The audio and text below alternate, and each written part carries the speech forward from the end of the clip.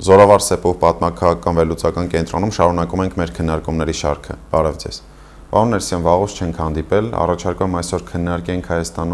Հայաստանի ներքաղաքական կյանքի վերաբերյալ մի շարք հիմնախնդիրներ, մասնավորապես ամենակարևոր բաներից մեկը, որ վերջերս անդրադարձ չենք տարել, դա պետություն եկեղեցի հիմնախնդիրներն են, որտեղ մենք տեսնում ենք կարծես թե մի եկեղեցականի, ով որ փորձում է ներսից բացահայտել որոշակի բացասական երևույթների մասին, բարձրաձայնել, բայց դրան զուգահեռ նաև հոգևոր կոչում ունի եւ շարունակում է վայելել, այսպես ասած, իշխանությունների աջակցությունը։ Արդյոք այս պահին կարող ենք ասել, որ եկեղեցին երկփեղկվում է ինքնին։ Ես դժվարանում եմ ձեր հարցին կոնկրետ պատասխանել, բայց իհարկե նախ շեշտեմ, որ ցավալի երևույթ է մեր ներքաղաքական կյանքում հոգևոր եւ աշխարհիկ իշխանությունների հետ պայքարը օրեցօր ավելի խիստ բնույթ է կրում, բայց չի հələ որ երևում ավարտը։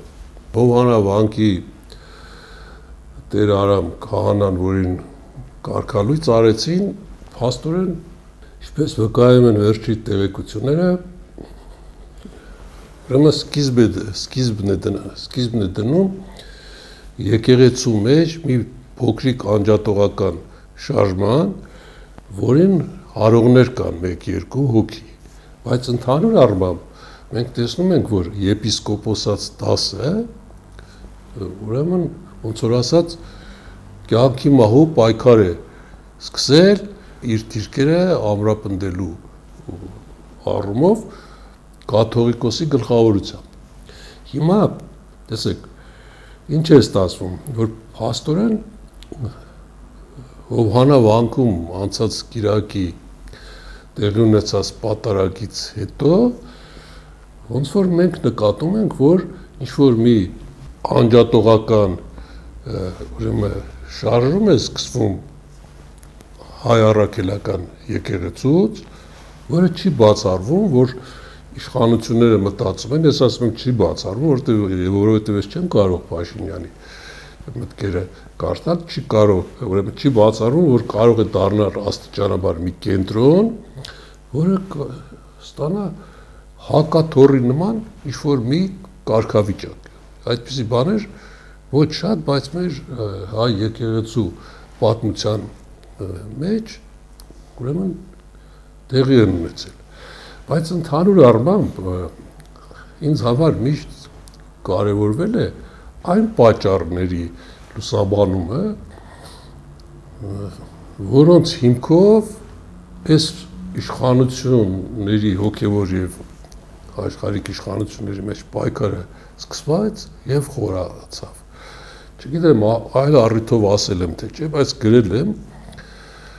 որ ընդհանուր առմամբ հիմքը քաղաքական էր։ Տեսեք,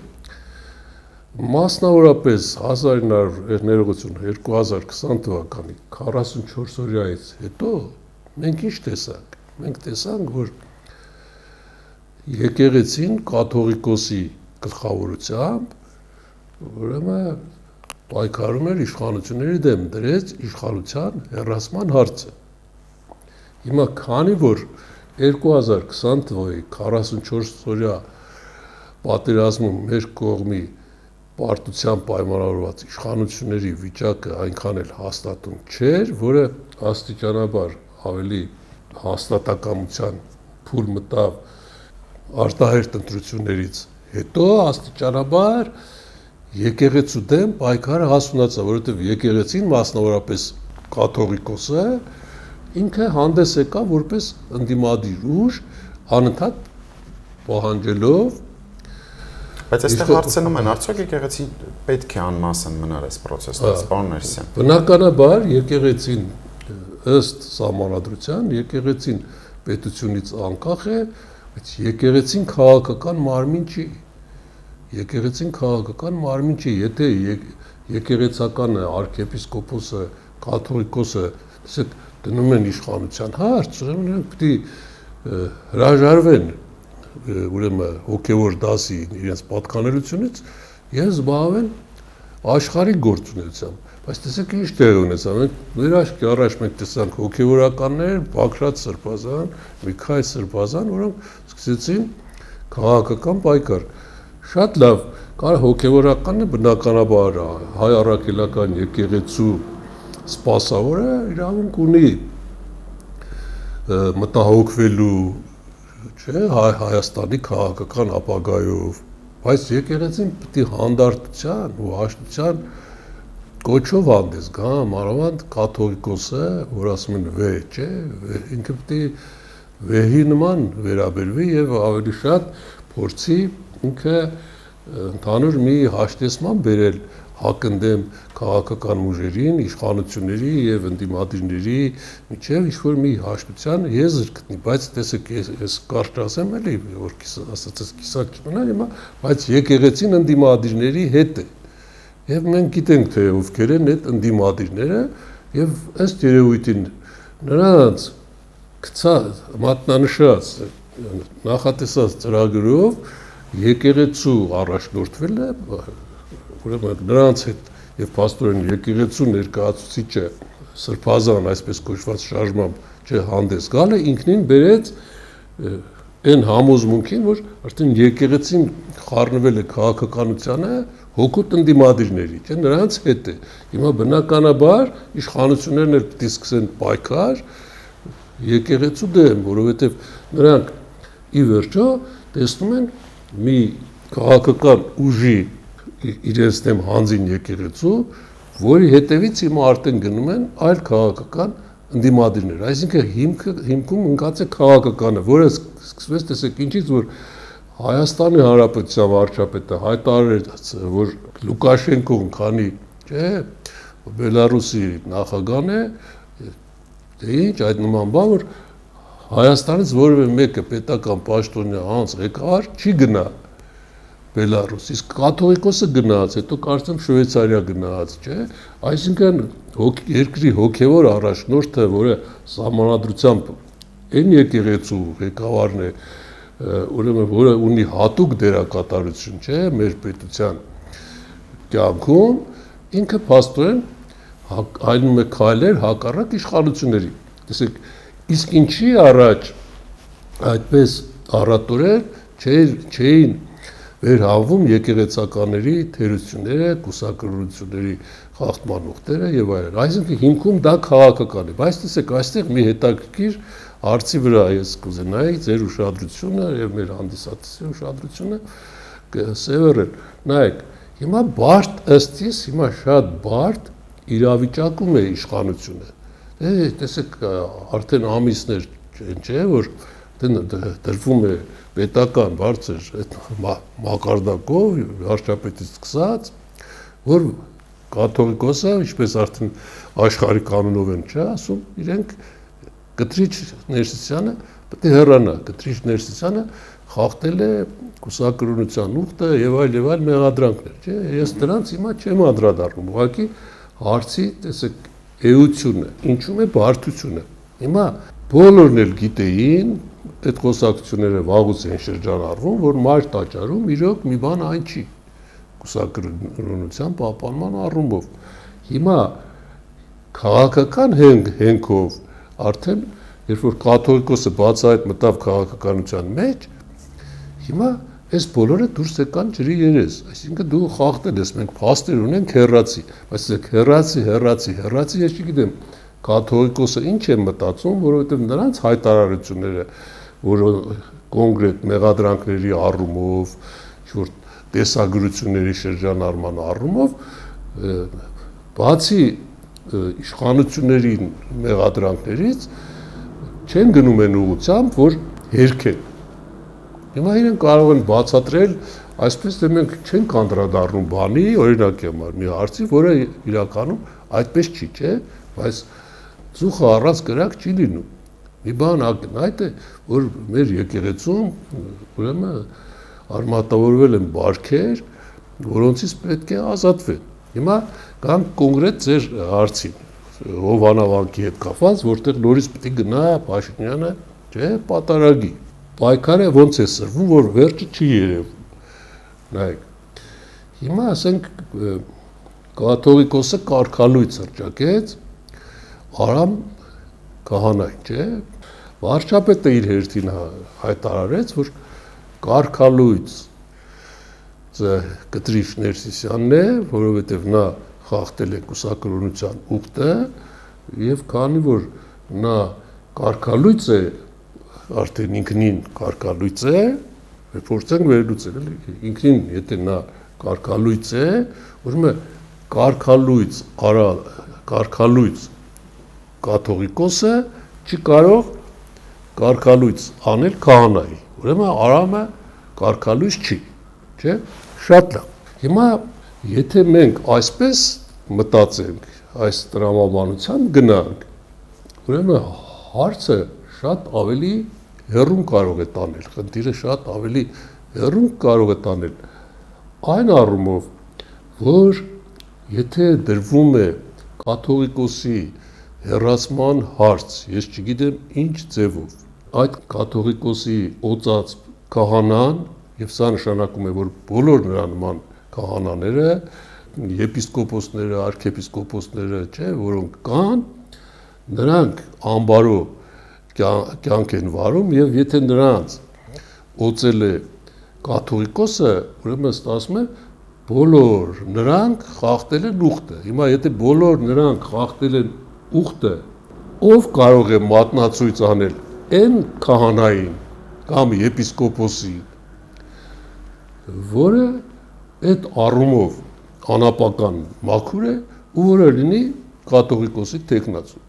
Ով կարող է դարձնել պատասխան։ Այսինքն ստացվում է, որ բոլորը պետք է մաքրվեն։ Հիմա որ մաքրվեցին, բոլորը գնացին Արշակ Սրբազան, Կարեգին, չգիտեմ, Եզրաս, բոլորը, չէ, բոլորի վրա մեկը մյուսի վրա կոմպրոմատներ ունեն։ Հələ մենք շատ բաներ հələ դեռ կլսենք, հələ պայքարը տեղափոխում է ուրեմն ինֆորմացիոն դաշտ է հիմա Հայաստանում հիբրիդային պայքար է, որը ես էլ եմ կրկնում չէի ուզենա, բայց հիմա ասենք որն է հեռացման ճանապարհը, ասենք ուղարկեն ձերբակալեն կաթողիկոսին, չէ, ԱԱՑ-ն մտնի ու ձերբակալի։ Չեմ կարծում, որ դա ինչ-որ մի քայլ է, որին կարելի է հեշտորեն գնալ, էլի, որովհետև եթե սրբազաններին կոնկրետ ինչ-որ մեղադրանքներ ներկայացրեցին, կաթողիկոսի բաղով գիտեք, որ մի քիչ դժվար է։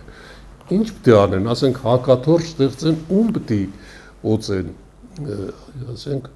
կաթողիկոս։ Կամ ասենք ում պետք է դնեն տեղապահ, կաթողիկոսական տեղապահ։ Սրանք շատ բարդ հարցեր են, որոնք ուրեմն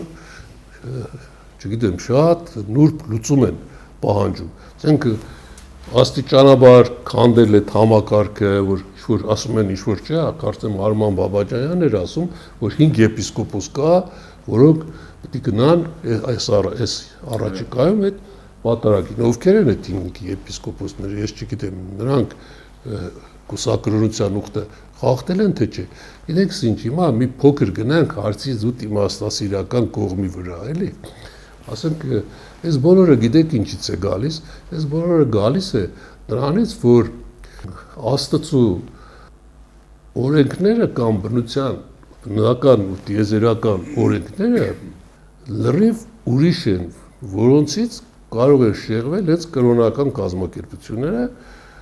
եւ տվյալ դեպքում հայ առաքելական եկեղեցի։ Ինչը նկատի ունեմ։ Նկատի ունեմ այն, որ մարդը, եթե Աստվածաշնչյան տեսությանը գնանք, որ ստեղծվել է, չէ, ըստ Աստվածաշնչի Ադամից ու Եվայից, որոնց Աստված չի ստեղծել, որ երեխաներ ունենան, չէ, նրանք ասու ուխտը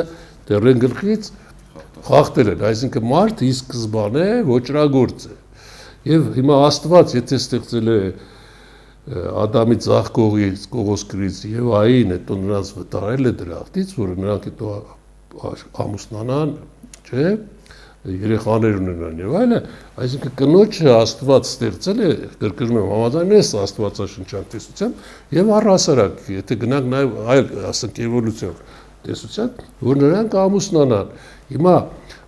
գնալով այդ բանին, որը դարեր շարունակ եզրաժողովներն են որոշել կուսակրոնության ուխտին, ուրեմն հենց աստվածային օրենքներն են անտեսվել։ Այսինքն դու հիմա չես կարող երաշխավորել մեկը, ասենք մեկը իրոք ազնիվ կուսակրոն, չգիտեմ, աբեղա է, թե եպիսկոպոս է կամ արքեպիսկոպոս է։ Հիմա դու ինչ գիտես, որ նա հետո չի խախտի այդ ուխտը։ Դրա համար այս բոլորը ասում եմ, այս բոլորը ծնվեց դրանից, որ այստեղ քաղաքականացվեց եկեղեցին, որովհետև դժվար է գտնել ամփոփեմ, էլի դժվար է գտնել, ասենք, ինչ-որ անձանց, որոնք այդ առումով մաքուր են, նախկինում էլ են եղել, որոնք խախտել են, ամուսնացել են, երեխաներ են ունեցել, հետո գնացել են, ասենք, բան են արել, իրենց մեղքերը քավել են, ապաշխարել են, հետո նորից նրանց պաշտոնների են տվել։ Դրա համար քահանայից դասը, որը ամուսնացած է, ինչ-որտեղ ավելի ազնիվ է, քան սրանք։ Չեմ ասում, որ չկան մարդիկ։ Դրա համար ես ասում եմ, ես լուծումը չեմ պատկերացնում։ Ես մի բան գիտեմ, որ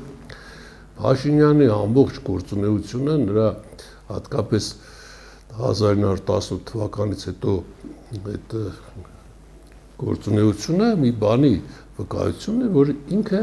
իր առջև, եթե դնում է մի խնդիր, ինքը անպայման ձգտում է այդ խնդրի լուծմանը հասնել։ Ես կարծում եմ, որ կաթողիկոսը հիմա չունի արտաքին հենարան։ Ասենք, եթե ինքը առաջ ուներ Ռուսաստանում, մինչև Ուկրաինայում Ռուսաստանի այսպես խրվել է, որ կարող են, ասենք, ազդել էլի Փաշինյանի վրա, հիմա դա չկա։ Իսկ ասենք Հռոմի պապին նույնպես դա չի հետաքրքրում։ Ասենք այստեղ կարող էր որպես հաշտեստող կողմ հանդես եկալ մյուս վեհապարը, Արամ վեհապարը, որը չէ գիրք էր վարկել ինչ-որ վարչապետին, եպիսկոպոսի միջոցով, անունը մոռացա, եւ այդ նաեւ հղել էր, չէ, իր ողջունները հղելով, որ նաեւ որ մաղթել էր հաջողություն իր, չէ, խաղաղության, մղված քաղաքականության հաջողության տեսանկյունից, բայց դրանից հետո ուրիշ հայտարարություններ եկան Անտիլիասից, որոնք այս հայտարարության հակառակն էին ապացուցում։ Հիմա ես ինչ եմ ուզում ասել, Արամ կաթողիկոսը կարող էր լինել օրինակ համար կաթողիկոս, բայց Արամ կաթողիկոսին էլ ուժեր կան, ասենք հատկապես Լիբանանում, որ գիտեք իր նստավայրն է,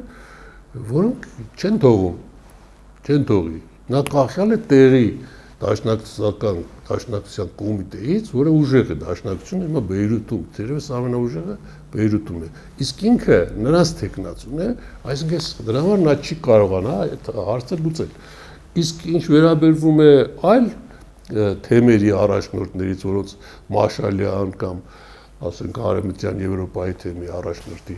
անուններն են տալիս, նրանք համենայն դեպս ոչ մի ձայն չեն հանում։ Երևի սպասում են, որ ինչ-որ մի ձևով հարցը լուծի, բայց ինչպես պիտի լուծի, ես չեմ կարող ասել, որտեղ ես ասացի, այսինքն եթե նրան հանես, պիտի մեկին դնի նրան փոխարինող կամ հակաթոռ, ում պիտի դնի։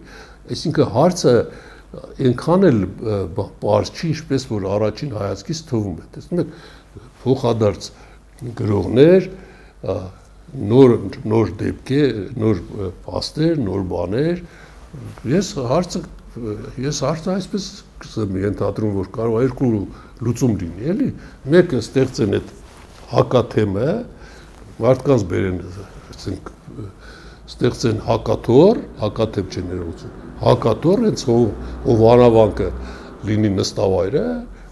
մյուսն էլ, որ ասենք, դնեն քրեական օրենսգիրքը խախտելու համար օրենքի առաջ բոլորը հավասարեն դնեն ձերբակալեն։ Բայց կարծես թե առաջի տարբերակը նույնիսկ ընդդիմությանն է օգուտ, որովհետև այս դեպքում կրկին կլինի ըստ իրենց եզրույթի, արդեն աղանդավորական ուղղություն, որի դեմ կարելի է կրկին պայքարել, այսինքն այդ սևերի սպիտակների մշտական հավերժական պայքարը կշարունակվի։ Բնականաբար դա կշարունակվի, եթե այդպես լինի։ Ես չեմ կարծում, ես դա իմ կարծիքն եմ ասում, դա իհարկե կտա տեղի, որ երկու, չէ, ուժեր կաթողիկոսի շուրջը համախմբված ուժեր եւ մյուս ուժերը, իշխանական ուժերը հոգեվոր դաշտում հաստորեն կունենան երկու ճակատ, էլի, բայց չգիտեմ, ես իմ կարծիքն եմ ասում, ես ուղղակի ասում եմ տարբերակները։ Կա այսպիսի բան էլ, որ կան ես գիտեմ եկեղեցական կանոնա գրքերում, որ կարող են 5 թե 5-ից 7, որ կան ես հիշում եմ, 5-ից 7 եպիսկոպոս օծել կաթողիկոսի, բայց այդ 5-ից 7 եպիսկոպոսը ովքեր են, որտեղից պետք է գան, ինչպես պետք է այդ հարցերը լուծվի, ես դժվարանում եմ ասել, ուզում եմ ասել, որ սա մի պայքար է, որում կաթողիկոսը, ինչպես ես ասեցի, չունի արտաքին հենարան, եւ Փաշինյանն էլ հաստատակամ ուզում է նրան շարքից անել եւ այդ եպիսկոպոսած դասը լավ, եթե այդպես խնդիրը դրվում է,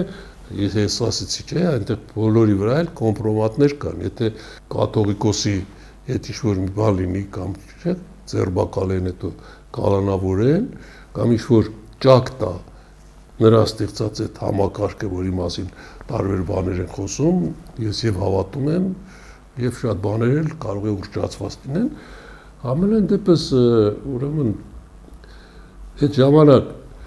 այդ բոլորը որ հեռանան, չէ, որով կաթողիկոսը հաստատ այդպիսի, չէ, որ տեղեկություններ են շրջանառվում, որ նա բոլորի վրա ունի կոմպրոմատներ, այսինքն եւ նույնիսկ այնպիսի տեղեկություն եղավ, որ այս արշակի հետ կապված, արշակ սրբազանի հետ կապված տեսաերիզի տարածումներ կաթողիկոսի հետ կապ ուներ, էլի, հիմա նա հաստատ, ինչպես տարբեր աղբյուրներից մենք կարդում տեսնում ենք, էլի եմ ասում, առանց կրակ ծուխ չի լինում, նա բոլորի վրա, ինչպես ասում են, ջերմարանում սովորելու սկսած կոմպրոմատներ ունի եպիսկոպոսների, նրանք էլ իրա վրա, այսինքն եթե այդ եպիսկոպոսական դասը, որ հիմա մայր տաճարում է կաթողիկոսի շրջապատում, չէ, ճակ տա ու բոլորը գատ միանան Փաշինյանին, նա կարող է նրանց դեմ հանել կոմպրոմատներ, որ ունի, անել ինչ-որ փաստեր, որ ասենք, տեսեք, նրանք էլ են խախտել կուսակրոնության ուխտեր։ Լավ, այդ դեպքում ո՞րն է ելքը։ Դժվար է պատկերացնել եւ ես դժվարանում եմ, ասենք, իմ վրա վերցնել ինչ-որ մի պատասխանատվություն ու ասել թե այսպես կլինի, ես չեմ կարող ասել, ես նաև կարծում եմ, որ Փաշինյանն էլ դեռևս վերջնականապես չի մշակել այն ծրագիրը, այն պլանը, որով ինքը դի կաթողիկոսին հեռացնի։ Եվ այս բոլորը նոր չեն մեր պատմության մեջ, էլի են եղել,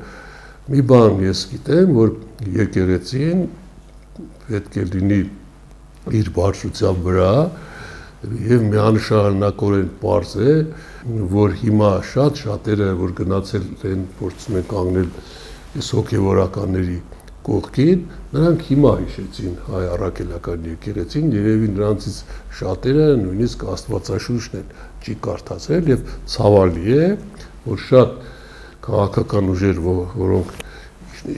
իշխանությունների հետ քաղաքական պայքարում կապված արտաքին քաղաքականության հետ հիմնականում տանուլ են տալիս, նրանք փաստորեն բերեցին, հասցրեցին նրան,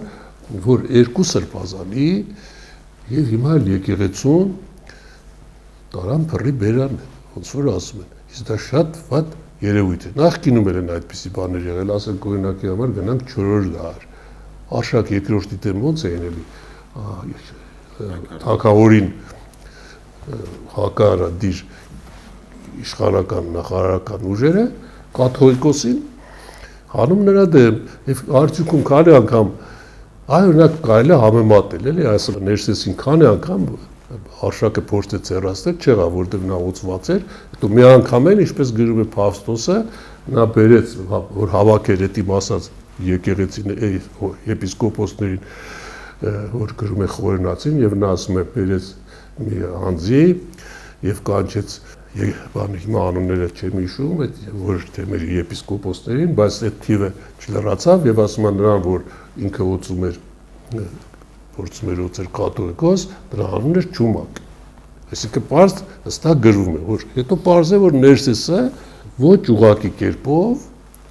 դրդել է նախարարներին Արշակի դեմ։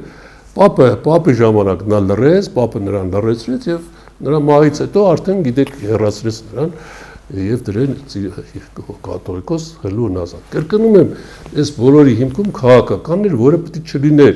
իսկ նրանք, ովքեր փորձեցին եկեղեցին գցել այս քաղաքականության մեջ, որովհետեւ ես ինչքան լսել եմ մեր կաթողիկոսին, այսինքն քիչ եմ լսել, որովհետեւ երկու նախագահների, երկրորդ, երրորդ նախագահների օրոք նա միշտ բերանը փակել է, զբաղվել է իր եկեղեցաշինական թե բիզնես գործունեությամբ, որի մասին խոսում են, համենայն դեպս նրանք կաթողիկոսին, այսպես կողքից շիրատալով, ոնց որ ասում են, հրահարելով, տեսեք, ոչ մի զիջում, նրան լավ տեղ չեն տանելու եւ հաստատ կաթողիկոսով, ինչպես որ իրենք ձգտել են, կամ այս հակաեկեղեցական, ավելի ճիշտ հակավորական պայքարի արդյունքում նրանք չեն կարող Հայաստանում հասնել իշխանափոխության, որի պատճառները ես ասացի, արտաքին բոլոր զոր խաղացողները հիմա